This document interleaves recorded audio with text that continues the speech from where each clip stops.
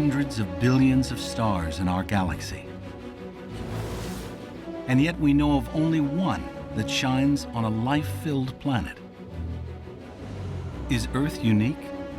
Or are there other solar systems and planets like ours out there? Now, scientists are finding the answer. Thanks to this, the Kepler Space Telescope, the most powerful planet hunter ever built. It's making astonishing discoveries. The sheer numbers of planets out there is really quite stupendous. From enormous gas giants to a land where the sun never sets, to worlds that may be entirely covered in water. Kepler is even finding planets like our own. This might be the first Earth analog around a sun-like star that's ever been found. Scientists are beginning to wonder if those planets could be inhabited. And if so, by what? It's fun to speculate about life.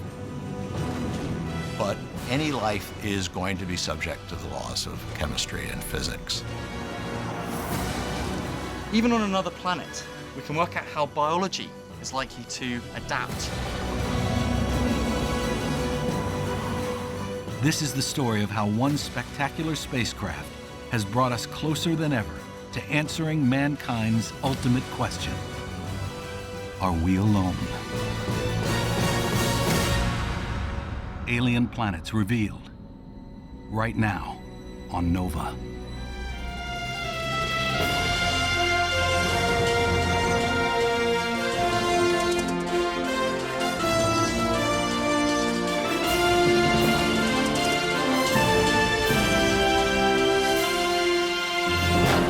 Major funding for NOVA is provided by the following. The David H. Koch Fund for Science, supporting NOVA and promoting public understanding of science. And by the Corporation for Public Broadcasting. And by contributions to your PBS station from viewers like you. Thank you. Additional funding is provided by Millicent Bell through the Millicent and Eugene Bell Foundation. 22 seconds. The most ambitious planet hunter ever built sits on a launch pad at Cape Canaveral, Florida. T-minus 5, 4, 3, 2, engine start, 1, 0.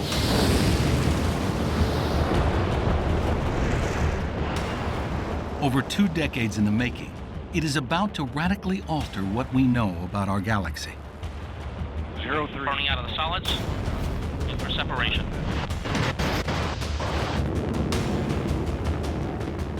Meet the Kepler Space Telescope. Its mission to detect alien worlds orbiting distant stars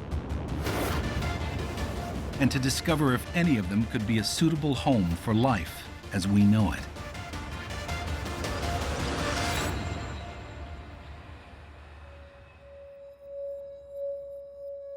Project scientist Natalie Batalla has lived with the Kepler mission from the very first moment. To watch it launch was really quite something. This feeling that after decades of planning, it was finally happening. It was going up there. That was a tremendous moment. Launched in 2009, this incredible optical telescope has revealed that planets are far more common than we ever imagined. What's amazing is not just the number of planets that Kepler has found, but the types of planets. Of the 3,500 potential planets that Kepler has spotted, some seem familiar. Huge gas giants, similar to Jupiter or Saturn. Or smaller rocky worlds that could be like Earth, Venus, Mars, or Mercury. but others are straight out of science fiction. Like Kepler 16b, which orbits a double star, just like Luke Skywalker's home planet in Star Wars. Even more bizarre is Kepler 10b. It orbits so closely to its sun that the surface is a vision of hell. Kepler 10b is a scorched world that's got an ocean bigger than the Pacific Ocean, that it's an ocean not of water, but of molten lava. That star-facing side, as it orbits, has surface temperatures in excess of that required to melt iron. So this is a blowtorched world. But for Kepler, these oddities are just a sideshow. Because its primary mission is to find a planet that might have the right conditions for alien life. A planet like Earth.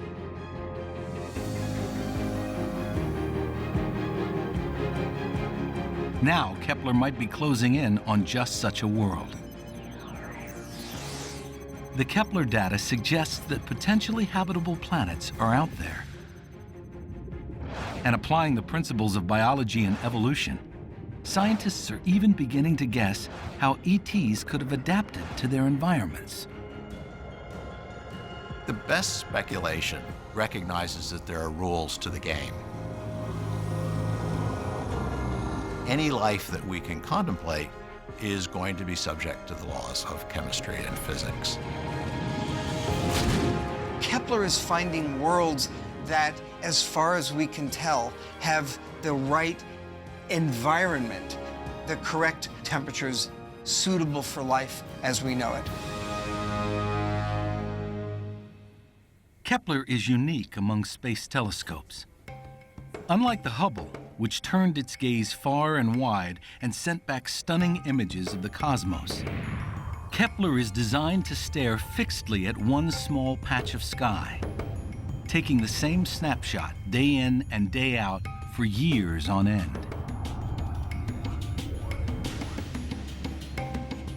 It began, as with any new telescope, with what astronomers call first light. Kepler's first light image came down to us at NASA Ames about 24 hours after we ejected the disk cover. As it filled my computer screen, the image that came to my mind was like champagne filling a glass, with all of these stars being the little bubbles. It was very exciting. Every single tiny dot that you see is a star that is in the field of view of Kepler. Kepler is focused on a small patch of sky near the constellation of Cygnus the Swan. In that area of sky are 4.5 million stars in our galaxy alone. But Kepler isn't looking for stars. It's looking for planets that orbit the stars. But that's a problem, because Kepler can't directly see planets. Planets are much smaller and dimmer than stars. They get lost in the glare. So Kepler is looking for something called a transit, which occurs when a planet passes in front of the star. As it does so, it dims the light by a fraction. That dimming is what Kepler is designed to detect.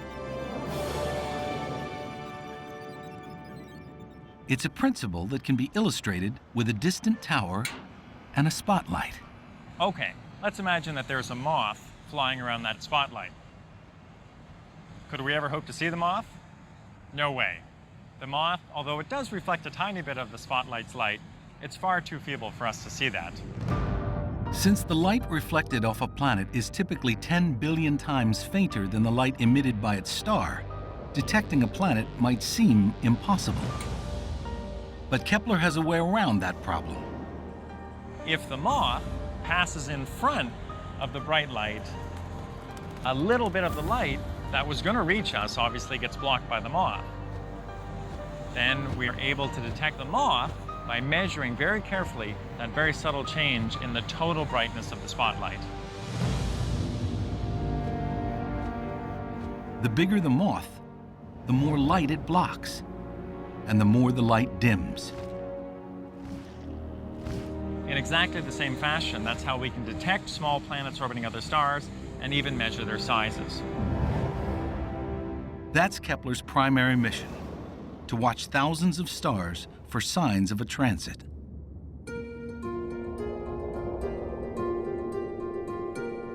Scientists plot the brightness of each star in Kepler's view on a graph to see how it changes over time. This is an actual plot of one star over 2 weeks. Sure enough, every 3 days there's a tiny dip in brightness, revealing a planet orbiting this star once every 3 days.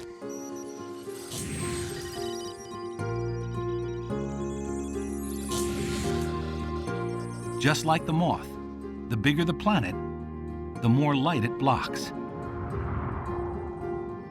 In this plot, a huge planet transits in front of its star, causing a much larger dip. Right from the start, Kepler saw stars dimming.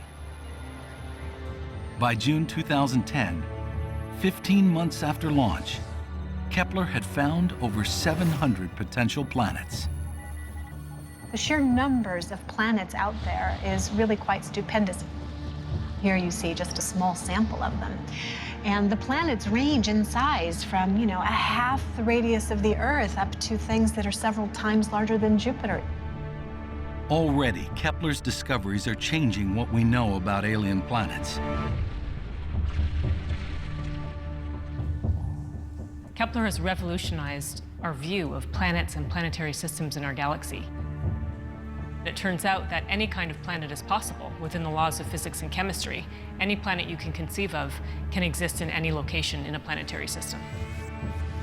Extrapolating from the Kepler data, some estimates put the number of planets in the universe in the trillions. But what everyone really wants to know is, do any of these planets have life? To answer that, we have to go back to the basics and ask, is the universe full of the same stuff everywhere? Are the elements needed for life as we know it commonplace? The lightest elements, hydrogen and helium, were made in the moments after the Big Bang.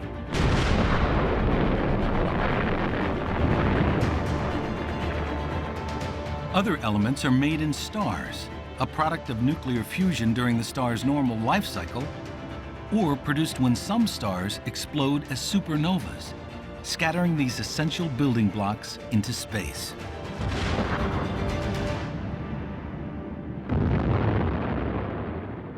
Every molecule in your body, every element in your body was generated sometime in the distant past by processes within stars. Among the most common are the elements that are essential to all living things on Earth: hydrogen, oxygen, carbon, and nitrogen. Life could be anywhere or everywhere in our galaxy. But where should we look? Since planets are proving to be so abundant, Chris McKay thinks we might as well search for life that follows rules we already understand. I know how to search for organic material. I know what the signatures that would be important are. So the search for life starts off following water, following carbon. Not because we can prove that that's the only way to do it, but because that's the only way we know how to do it. Sifting through the Kepler data, scientists have made a deliberate decision to look for planets that resemble the one place they know can sustain life: the Earth. We know that the Earth is habitable, indeed inhabited, and so surely there's some drive to find another Earth-like planet elsewhere in the universe. Humanity is on a quest to find life. Kepler's objective is first to find out if planets like Earth, where we have this one example of life, if planets like that exist.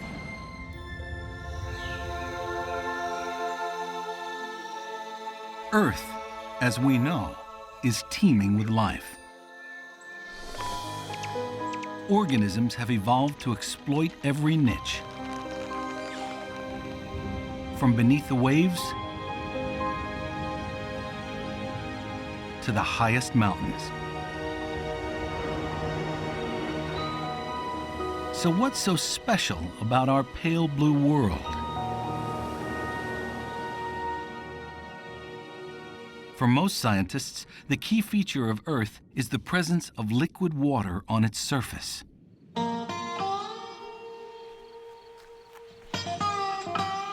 Chris McKay has spent years studying the relationship between life and water. Well, the question is, can life survive without water? Well, this is a place to find the answer to that question. This is a desert. In this baked dry sand near the Mojave Desert in California, Chris is looking for critters that can live without water. One possible candidate are these small black patches, which are in fact alive. It looks like a black flat rock, but in fact, it's a layer of photosynthetic microorganisms.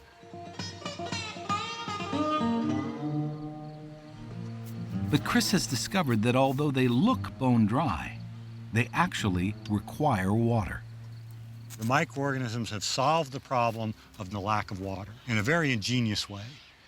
The organisms secrete organic materials which help to hold water. They make little super sponges. And so the rare moisture that's there, they can hold it. They can hold it longer than the normal sand. These organisms have created a little tiny microhabitat in which they live. Chris has studied organisms across the Earth. In the dry valleys of Antarctica and in the Atacama Desert in Chile, the driest desert in the world. And everywhere, he's found life using similar survival strategies. We have never found an organism on Earth. The driest, coldest places, and we've looked, and boy have we looked, we've never found an organism that can make do without liquid water. So life as we know it needs liquid water. Fortunately, water is made of two of the most abundant elements in the universe, hydrogen and oxygen. We've even detected water vapor in clouds of gas in outer space. What's harder to find is a planet that could have liquid water, where the temperature is warm enough to melt ice, and yet below the point where water boils to steam. The sun is like a fire. It provides light, and through that light, warmth.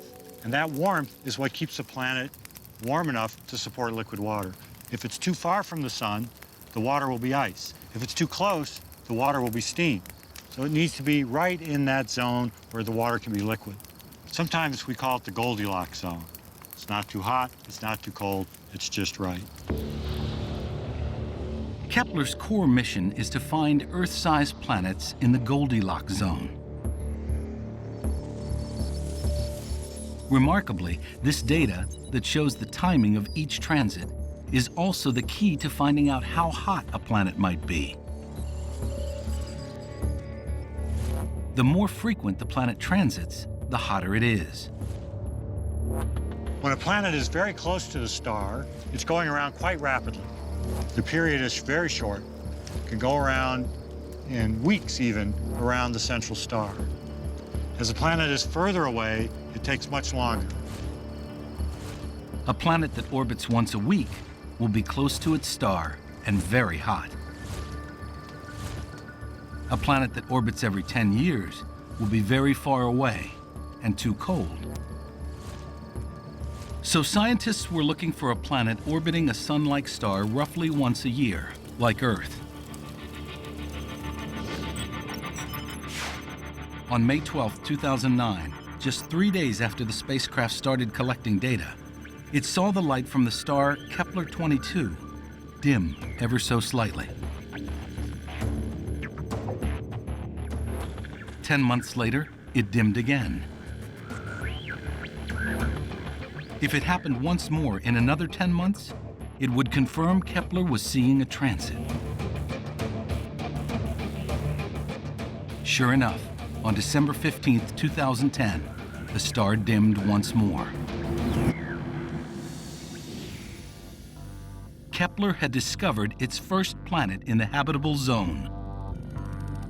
Kepler 22b, over 600 light-years away. Kepler 22b was the first confirmation of a planet that is at just the right temperature. So it's in the Goldilocks zone. It's orbiting a star very much like our own sun. The researchers can use the amount of dimming to measure the size of the planet. It works out at about 2.4 times the radius of Earth. So now comes the next mystery. What kind of planet is Kepler 22b? What is it made of?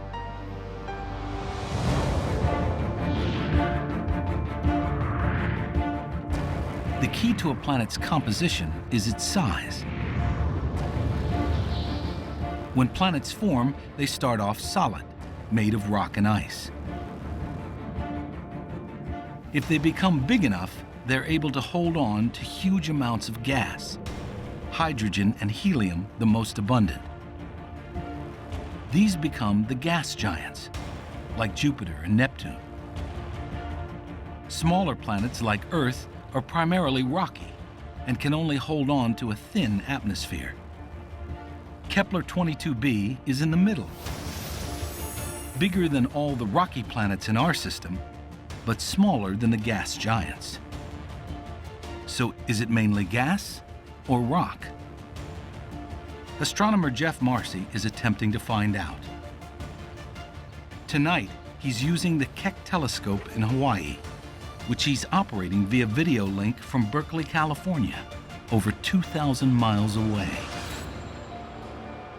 So Jeff, I just opened up and did an autofocus. We've got about 0.85 arc-second seeing. That's great. Fantastic. And we're set up and ready to go on your first target. Tonight we're going to be observing Kepler 22b, the planet, which is still somewhat mysterious. We don't know whether the planet is rocky like the Earth or gaseous like Jupiter and Saturn. To answer this question, Jeff is using a very different way of detecting planets. Nicknamed the wobble method, this technique was used to find some of the first exoplanets. And it's also used to find out more about the planets discovered by Kepler. We can detect planets around other stars even without seeing the planets by watching the star. Let's create a star. And of course, we'd like a planet orbiting that star. Now what's interesting is that the planet not only orbits the star, but the star is yanked on gravitationally by the planet. So we see the star wobble around, and we can detect this with our telescopes here on Earth. The Keck telescope can see if a star is wobbling backwards and forwards in response to a planet we can't actually see. But even more beautifully, we can measure the mass of the planet, because the more mass of the planet orbiting the star, the more violently that star is yanked on gravitationally. If the telescope detects a large wobble, it means a massive planet is orbiting the star. We're heading to the Kepler field now. So I'm going to set the exposure meter. Jeff takes aim at Kepler 22. That gives us Doppler shift precision of about 1.5 meters per second. So we'll be able to measure the speed of the star to within plus or minus human walking speed. Here we go. And there it is, Kepler 22. Looks beautiful. Even with this high level of precision, Jeff fails to find a measurable wobble, which means that the planet is not extremely massive. So far, what we can tell is that the planet is probably not purely solid. It's not a big ball of rock. Kepler 22b could still be a gas world, a kind of mini Neptune. But there's another possibility that's even more intriguing. this planet might be unlike anything in our solar system. A water world. We do know that as long as the planet is over 7 times the Earth's mass, it could possibly have liquid water at its surface. So Kepler-22b, despite being a relatively big planet, is still in the potentially habitable category. From the study of other planets, all of those somewhat larger than Earth planets have lots of water and also perhaps some atmosphere. So by association, the bet is that Kepler-22b will be a rocky planet with a very dense and thick ocean. If Jeff is right, this would be a planet completely covered in water. It's the perfect planet for a paddle. Jeff can imagine what it would be like to kayak on Kepler-22b. If you were kayaking on Kepler-22b, you'd look overhead, you'd see a host star that would remind you of our own sun here, a yellowish star about the same size as our sun. The gravity of the planet might be a little higher, a little lower than the Earth, but not so different. But look beneath the surface, and this ocean is unlike anything on Earth. The ocean would be thousands of kilometers thick. There would be no ocean floor to dive down and visit because it would simply be too far away.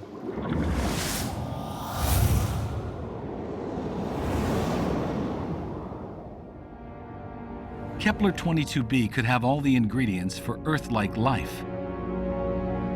Energy is plentiful in sunlight from the nearby star.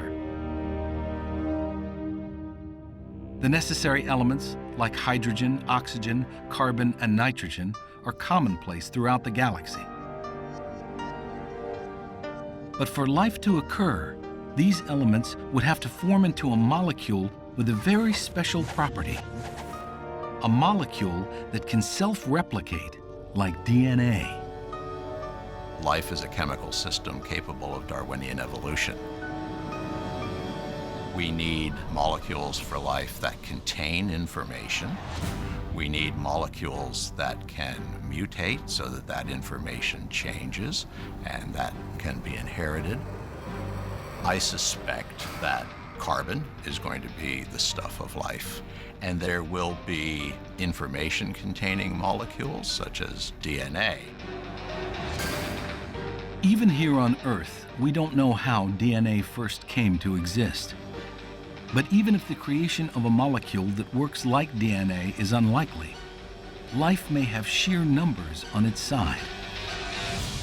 It may be that only one planet in a million will give rise to life. But on the basis of Kepler, some people have suggested that there might be 10 to the 19th planets in our galaxy or in nearby galaxies. That's a very big number. And so the probability that life exists elsewhere is pretty high. It's this emerging statistical fact that leads many scientists to be confident that extraterrestrial life does exist. Is there life elsewhere? Well, our galaxy alone has 100 billion stars. If DNA, or a similar self-replicating molecule, has formed on any of those planets, life could have been around for some time. If we go back to the very oldest sedimentary rocks on our planet and look for the signature of life, it's already there. And that tells us that life arose early. But early life was limited to simple single-celled organisms. Microbes had the Earth to themselves for billions of years before complex life evolved. It may be that microbes rule our galaxy as well. The most probable life on other planets would be something much more similar to bacteria than to you or me. Of course, we don't know how likely it is that complex life would evolve on an alien world. It's still very much an open question as to whether life could get started in such a water world. But over billions of years, if the climate is stable enough, evolution will have had the chance to get beyond microbial life to forests of complex, advanced trees. Could plants adapt to life in an endless ocean? On a water world, the main challenge that these plants are going to face is remaining buoyant. You can't start sinking down if you want to float, perhaps by having bladders filled with gas that help you to buoy up in the water. While scientists can speculate about life on Kepler-22b, for now there is no way to confirm that there is water on its surface. Fortunately, it isn't the only potential life-supporting planet Kepler has found. On February 28, 2012, nearly 3 years after launch, NASA announced over 1,000 potential new planets. One of these was orbiting the star KOI 2626. This potential planet is about 1.5 times the size of Earth, small enough that it's likely to be rocky. But there's a problem. It doesn't orbit a star like our Sun. It orbits a very different kind of star. When I was a kid, I was told in school that the Sun is an average star, which is a complete lie. The Sun is not an average star. Most stars in the galaxy are much less massive and put out much less energy than the Sun, and we call these very low-mass stars M-dwarfs. Our Sun is yellow in color, very massive, very large, and compared to it, these low-mass M-dwarf stars are tiny. They're only about 10 or 20% the size, 10 or 20% the mass, and they only put out 1/1000th the amount of energy. M-dwarf stars, also known as red dwarfs, make up over 3/4 of all stars in the universe. Because the star is so small, it's easier to spot a small planet orbiting one. Even though an Earth-sized planet covers only about 0.1% of a red dwarf, it typically dims the light by an easy-to-see 1%. Dave Charbonneau and his team have searched through the Kepler data, and they found that more than half of all such stars have planets Earth-sized or a little larger. But could a planet orbiting such a dim star be warm enough to have oceans of water and even life? An M-type star provides much less sunlight than our star. To get the same amount of warmth, just like this dimmer fire, you have to move in closer. There's still a habitable zone. You can get close enough to the star that it's warm enough for liquid water. KOI 2626.01 orbits its red dwarf star once every 38 days. But being so near to a star can create a strange situation. Gravity from the star pulls more strongly on the closest side of the planet. A slight drag that can cause one side to always face the star. Astronomers call this tidal locking. This alien world would have a light side on which the sun never sets, and a dark side on which the sun never rises. At first, scientists thought that this would make the planet impossible for life because it wouldn't have an atmosphere. When we first conceived of the notion of a tidally locked planet, even in the habitable zone, the thought was, well, on the dark side, it's going to be very, very cold. So cold that the atmosphere could condense out completely. All the carbon dioxide that would normally be in the atmosphere would be present as ice, forming a giant polar cap on the dark side. Ice like this. This is a chunk of carbon dioxide.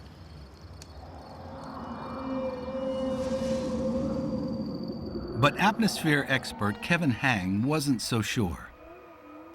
He builds computer simulations of alien atmospheres. He's a kind of interplanetary weather forecaster. Hang used what we know about the red dwarf planet to simulate the atmosphere. And this is what he came up with. A map of the whole planet laid out flat, the colors representing the predicted temperature. What you're seeing is a temperature map near the surface. Right in the middle of the map is the point where the temperatures are expected to be the highest. And this temperature difference between the hot side and cold side has a profound effect on the atmosphere. Here on the dark side, the air cools and sinks, spreading out around the planet. That creates a wind that blows along the surface to the hot side. Here, the air heats up and rises before returning to the cold side. So if this planet has an atmosphere, it would have a permanent planet-wide wind system. This reduces the temperature difference and keeps the atmosphere from freezing, which means that the planet might be habitable after all, with a stable atmosphere and in some places, a pleasant climate. You probably want to live close to where the day side transitions into the night side, the so-called day-night terminator, where temperatures are between 10 and 20 degrees Celsius. So a good spot for real estate. If there is plant life here, it would have to adapt to an endless deep red sunset.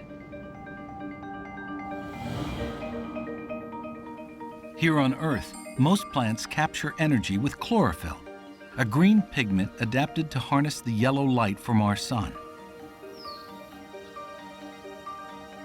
But on a red dwarf planet, with its red light, an alien plant-like species might adapt to produce different pigments.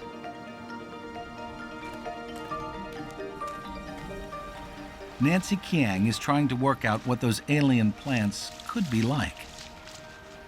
One clue is to be found in the marshes of New England. The sandy areas you might think are just dead areas with no plants, but actually there's life teeming underneath. Living in the sand are layers of photosynthesizing bacteria. What we see here are different kinds of bacteria that are photosynthetic. Each layer has different pigments that absorb different wavelengths of light. The bacteria in the top layer are green. They use the same chlorophyll that plants do because they receive the full spectrum of sunlight. But many of those frequencies get absorbed, leaving the lower layers with a different color of light. So they have evolved new photosynthesizing molecules adapted to that different spectrum. Studying these different molecules allows Nancy to imagine what sort of pigments would work best on alien worlds bathed in the dim red light of a red dwarf. It leads to an intriguing suggestion. Very likely these plants will try to absorb as much visible light as they can.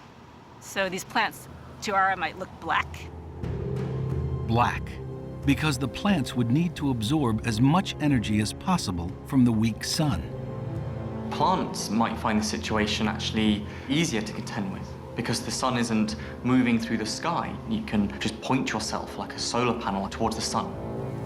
But one of the other features of a tidally locked planet will be the fearsome winds blowing constantly in the same direction. So maybe a flat panel wouldn't actually end up being the optimum design, and you want to be a bit more flexible and giving to allow the wind to kind of blow through your perhaps fan-like shape.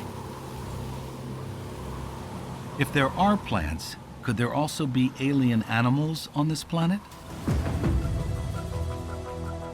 From the wide variety of creatures that exist on Earth, we know that many seemingly bizarre creatures are possible. It's fun to speculate about what life might look like on another planet. I think it's legitimate science insofar as it tells us that there are rules to the game. Any life is going to be subject to the laws of chemistry and physics.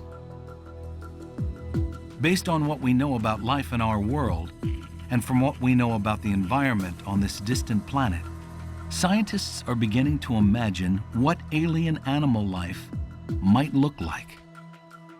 On Earth, we find filter feeders, life that filters particles or little grains of food out of the water as it wafts past them. On a planet like this, we might find a similar strategy on the land. So maybe we'd find something like land whales that aren't filtering out plankton from the sea like the whales in our oceans, but are great big static animals that try to filter out particle matter from their wind to feed off.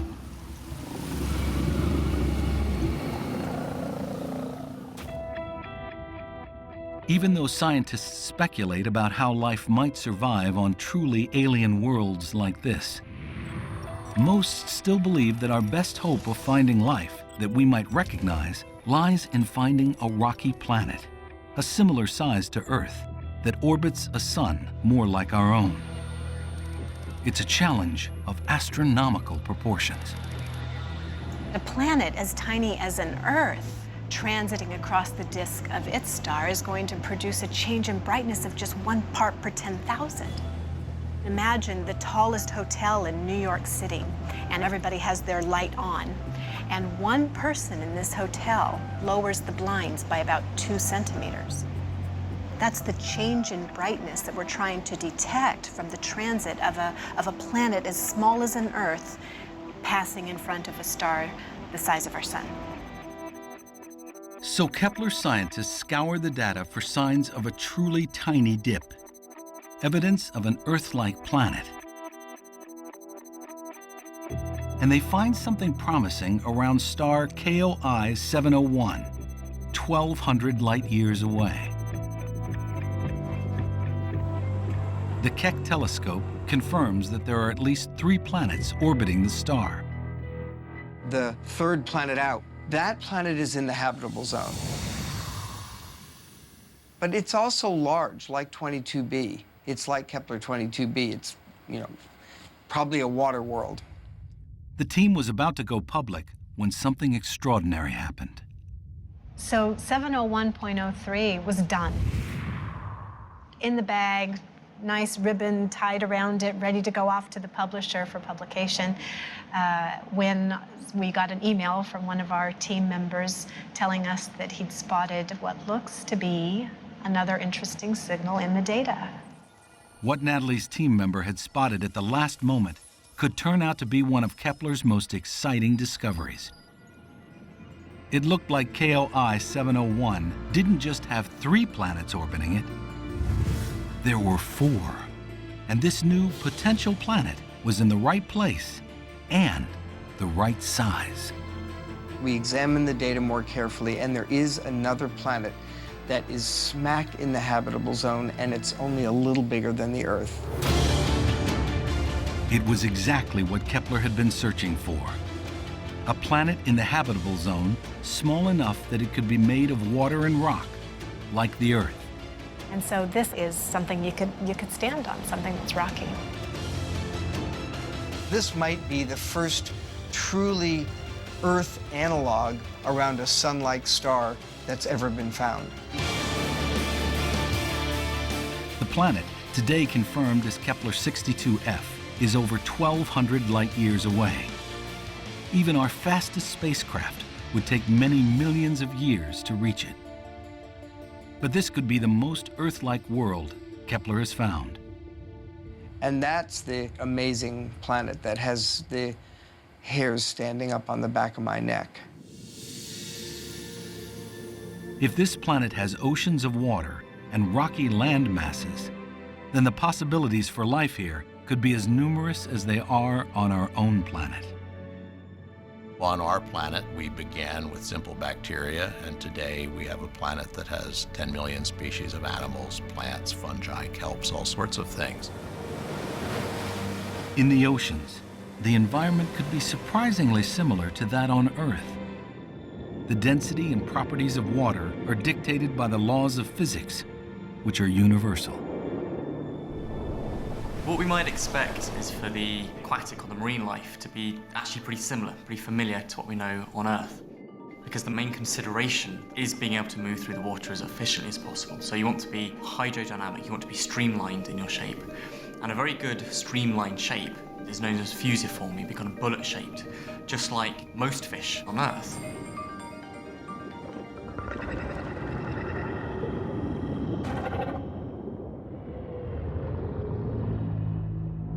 This ocean could be home to a complex ecosystem, with different sizes of organism filling different ecological niches.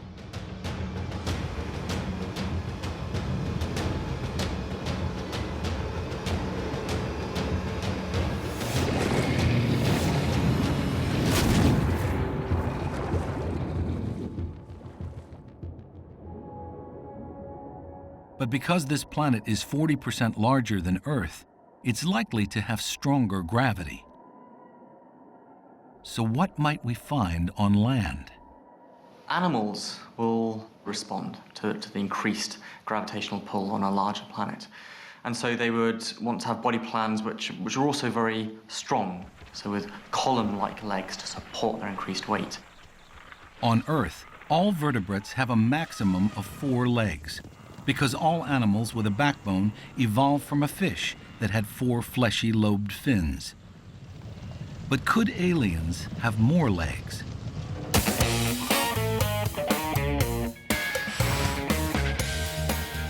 That's what Bill Sellers wants to find out. He usually looks at extinct species like dinosaurs by recreating their structure in a computer. The same technique can be applied to an alien body plan. When we have an alien life form, we treat the shape of the animal as the framework of the robot. We add motors to actually drive the creature. And then the trick is that we get the computer to learn how to be the most effective driver for this particular shaped animal. Bill is investigating how life might move in a high-gravity environment. The computer model he's using is called a genetic algorithm. First, he creates an 8-legged alien. Then, the computer generates hundreds of random movement patterns and tests them out. This is a moving forward start. But as you can see, what happens if it gets the pattern wrong, then although it's still moving its legs, it's lost all forward velocity and actually is starting to go backwards in a very unstable way. Other examples of failures, for example, this one, what happens is the front pair of legs trip over, and then the whole thing nosedives, and because of where the weight is, the back legs are up in the air and spinning round. So again, this is a complete failure, and we wouldn't work from those. But the computer can take the best of those random patterns and combine them to produce new variations. It echoes the process of natural selection that drives evolution. After the evolutionary process is finished, we end up with these very stable, very efficient gaits. What the work has shown is that this 8-legged creature mechanically could cope with higher gravity. Bill's work shows that it is mechanically plausible that this new Earth-like planet could have animals with 8 legs walking across its surface.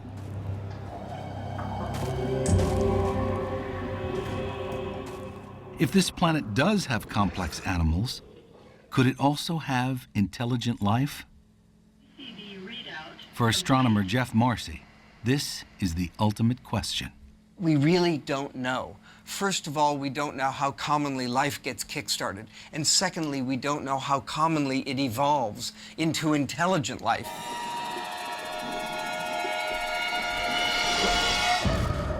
The probability of intelligent life evolving on another planet is perhaps the greatest unanswered question. But there are hints on Earth that intelligence might be the exception, not the rule. Sharks, like the ones we see here, have ruled the seas for 400 million years, and yet their brains are no larger than peas. How could it be that after 400 million years, sharks have not developed a higher intelligence? And of course, the answer must be that high IQ sharks compete no more successfully than the less intelligent sharks among us. And that tells us something frightening about life elsewhere in the universe. Perhaps the intelligence of which we humans are so proud is not an attribute that is strongly favored in Darwinian evolution. If Jeff is right, human intelligence may be the result of a very unusual set of circumstances that just happened to make our ancestors develop bigger brains. But others, like Sarah Seeger, are more optimistic. It's a tough call about whether or not there's intelligent life around any of the nearest stars. I believe there is intelligent life out there somewhere in the galaxy, and that a future generation may be able to establish contact. While the chances of intelligent life evolving may be small, the number of places it could be is huge. About 900 of these planet candidates are twice the Earth's radius or smaller. So what this collection of exoplanet candidates is telling us is that small planets, planets like Earth, might be common. Based on the Kepler data, scientists estimate that at least 1 in 6 stars has an Earth-sized planet. There could be upwards of 17 billion Earth-sized planets in our galaxy alone. Well, we are at a remarkable moment, actually. The Kepler Space Telescope has identified several thousand planets. But what's unexpected and remarkable is that we're finding planets that are a little bit larger than the Earth, that, as far as we can tell, have the correct composition, rock and water, suitable for life as we know it. Kepler has shown us how commonplace planets outside our solar system are, suggesting our galaxy may have other places suitable for life.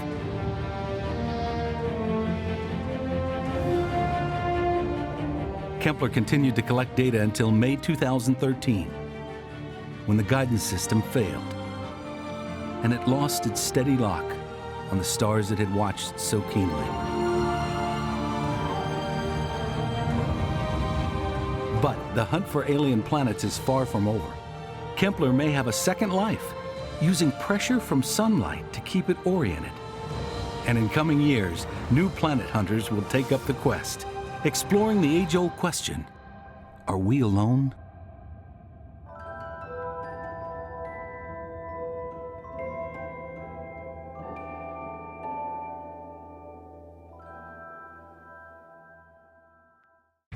The exploration continues on NOVA's website. Could there be extraterrestrial life in our own solar system?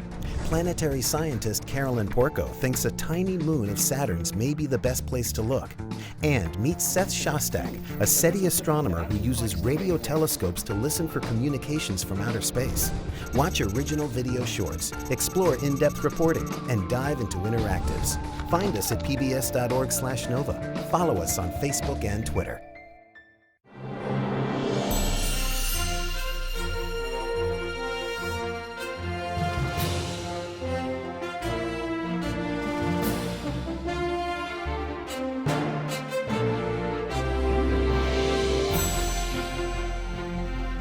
This NOVA program is available on DVD. To order, visit shoppbs.org or call 1-800-PLAY-PBS. NOVA is also available for download on iTunes.